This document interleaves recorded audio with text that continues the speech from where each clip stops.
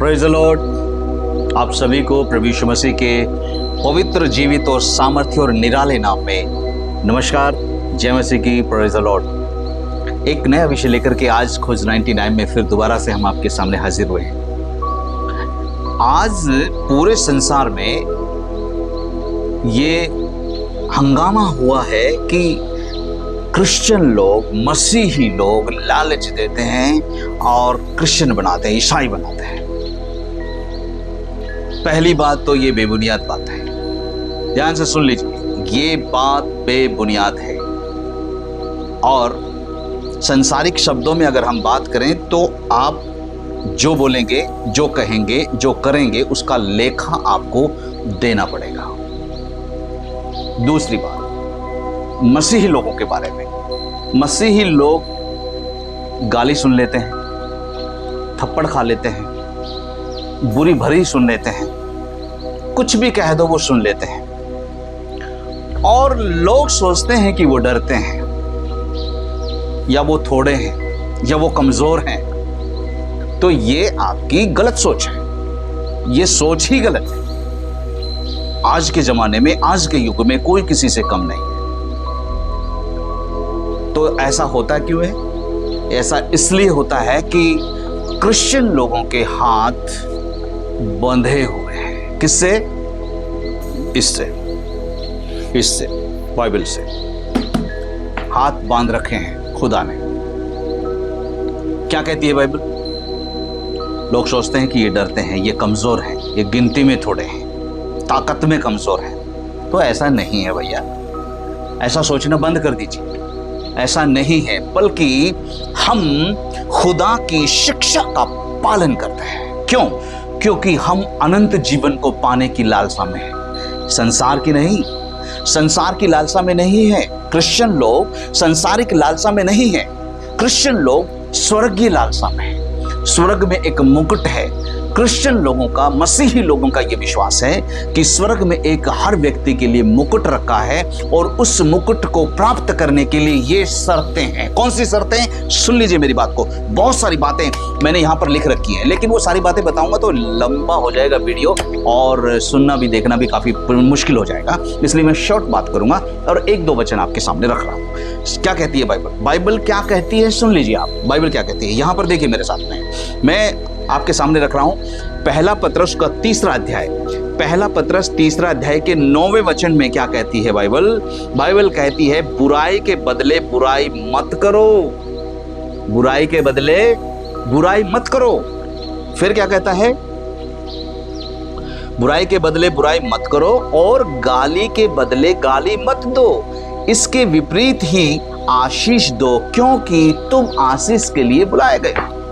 गाली के बदले गाली मत दो, बाइबल बता रही है ये बात। और मसीही लोग अपने खुदा की आज्ञा का पालन करते हैं, क्योंकि गंदगी अंदर से निकलती है। बाहर से गंदगी अंदर नहीं जाती है, वो तो निकल जाती है। जो बाहर से गंदगी अगर जाती भी है, खाते भी हैं, कुछ करते भी हैं, तो वो निकल जाती है। वो हमारी आत्मा पे प्रभाव नहीं डालती, बल्कि अंदर से जो बाहर आता है वो हमारी आत्मा पे प्रभाव डालता है और हमें गंदा करता है, नीच करता है, बेकार करता है, दुष्ट बनाता है। जो हमारे अंदर से बाहर आता है, क्या आता है अंदर से बाहर? कुदृष्टि, निंदा, अभिमान, रोष, वैर भाव, दुश्मनी, लूचपन, घमंड और बहुत सारी बातें जो मैं कह नहीं सकता हूं। वो सब कुछ अंदर से आता है।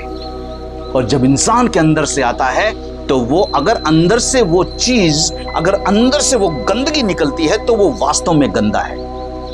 क्योंकि अगर ये पानी का गिलास है, तो ये पानी का गिलास साफ है, इसलिए दिख रहा है ना आर पार। ये गिलास साफ पानी का है। अगर ये गंदा होता तो ये आर पार नहीं दिखता। इंसान के अंदर जो गंद भरा होता है वो उसकी जुबान पर आता है। घमंड आएगा, गाली आएगी, नीचता आएगी, ओछापन आएगा, नीचा दिखाना आएगा। लेकिन हमारे परमेश्वर ने ये सब कुछ हमें नहीं सिखाया, हमारे खुदा ने ये हमें नहीं सिखाया। बाइबल बताती है गाली के बदले गाली मत दो, बल्कि उसको आशीष दो। क्यों? क्योंकि शेर कुत्तों के बीच में रह करके भी वो शेर ही होता है, कुत्तों की भाषा नहीं सीखता। वैसे ही पापमय संसार में मसीही लोग रह करके भी परमेश्वर की आज्ञा का पालन करते हैं और अपने आप को पवित्र बनाने की भरसक कोशिश करते हैं कि हम परमेश्वर के वचन का पालन करें और हमसे कोई भूल ना हो। इसलिए गाली के बदले गाली नहीं देते हैं, थप्पड़ के बदले थप्पड़ नहीं मारते हैं, बुराई के बदले बुराई नहीं करते हैं और बदला लेने की भावना मसीह लोगों में नहीं होती है। और सामने वाले सोचते हैं कि ये लोग डरते हैं हमसे। ये दिमाग से निकाल दें। मसीह लोग अमेरिका से नहीं आए, मसीह लोग इसी इंडिया के वासी हैं। वो सब कुछ जानते हैं, सब कुछ जानते हैं। समझ रहे हैं आप? सब कुछ जो भी आप सोच सकते हैं वो सब कुछ जानते हैं। मसीह लोग अमेरिका से नहीं आए, इंग्लैंड से भी नहीं आए, भारत के वासी हैं। फर्क क्या है कि वो एक टाइम अंधकार में थे, लेकिन परमेश्वर ने उनको ज्योति दी और वो प्रकाश में आए और उनका जीवन बदल गया। बस इतना ही फर्क है, वरना वो भूले नहीं है। वो भूले नहीं है वो सारी बातें। वो इसी देश के वासी हैं, हम सब इसी देश के वासी हैं। जो आप जो कहना बोलना जानते हैं वो सब कुछ वो भी जानते हैं। ये नहीं है कि वो मसीह में आ गए तो वो बदल गए, ऐसा नहीं है। लेकिन उन्होंने अपने आप को इसलिए बदल लिया क्योंकि उस अनंत काल के जीवन को पाने के लिए, उस अनंत मुकुट को पाने के लिए उनकी एक लालसा है। इसलिए अपनी जुबान को बंद रखते हैं, इसलिए अपने हाथों को बंद रखते हैं, इसलिए अपने आप को कंट्रोल करके रखते हैं। कोई बात नहीं भैया, अब कह लो, जो कुछ कहना कह लो, क्योंकि जिसके अंदर जो भरा होता है ना वही उसके अंदर से निकलता है। नीचता और सारी गंदगी जुबान से आती है, उसके अंदर वही भरी होती है। इससे पता चलता है वो कौन से पेड़ का फल है। इससे पता चलता है उसके व्यवहार से, उसकी बातचीत से, उसके नजरिए से, उसके चाल चलन से उसके पेड़ का पता चलता है कि वो किस पेड़ का फल है। और मसीही लोग पवित्र परमेश्वर के फल हैं, इसलिए वो अपने आप को दीन और नम्र बना के रखते हैं। डरने वाले नहीं, ये दिमाग से निकाल दीजिए कि वो डरते हैं। भैया ये ऐसी बात नहीं है। बहुत कुछ है मेरे पास कहने के लिए, अगले वीडियो में फिर से मिलते हैं। आशा करता हूं कि आपको ये मेरी बात समझ में आएगी होगी। इसलिए देश में शांति बनी रहे, समाज में शांति बनी रहे, शांति से आप भी जिए, शांति से हम सब भी जिए। यही चाहता है हमारा संविधान भी और समाज भी। इसलिए देश की शांति भंग ना हो तो अपने आप को संभालिए और अपने आप तक सीमित रखिए। और खास और आखिरी बात, भक्ति और प्यार दिल से होता है। भक्ति और प्यार दिल से होती है। ना तो जबरदस्ती किसी से प्यार किया जा सकता है, ना जबरदस्ती किसी का प्यार लिया जा सकता, ना जबरदस्ती किसी से भक्ति करवाई जा सकती, ना जबरदस्ती भक्ति करी जा सकती। जबरदस्ती भक्ति नहीं करी जा सकती, ना करवाई जा सकती। और जबरदस्ती अगर कोई काम करवाया या हुआ होता है, करवाया भी जाता है, तो वो सफल नहीं होता और परमेश्वर को वो मान्य नहीं होता।